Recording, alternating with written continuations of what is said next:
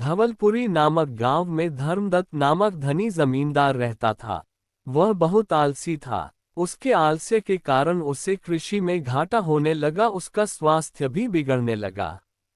एक दिन उसका मित्र उसके पास आया, देखा कि धर्मदत्त का आलस्य ही उसकी बीमारी का कारण है तथा आलस्य ही उसकी समस्या है।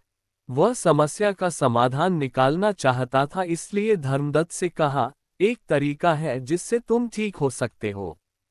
मानसरोवर में सूर्योदय होने से पहले एक सफेद हंस उड़ता है। यदि तुम उसे हर सुबह उड़ते देखोगे तो तुम रोग मुक्त हो सकते हो, फिर से स्वस्थ हो जाओगे।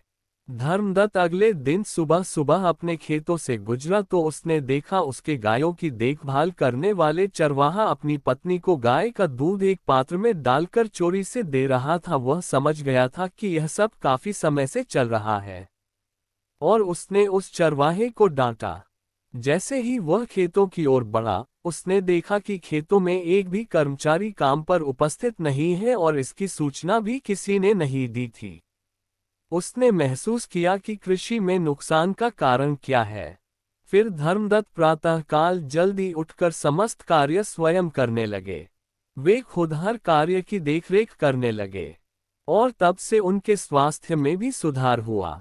जब उनका मित्र धवलपुरी लौटा तो धर्मदत्त ने उसके साथ अपने अनुभव बताए। मुझे सफेद श्वेत हंस तो नहीं मिला, परंतु उसे सुधार खोजने की कोशिश में मेरे स्वास्थ्य और मेरे व्यवसाय में काफी सुधार हुआ। मित्र मन ही मन मुस्कुराया।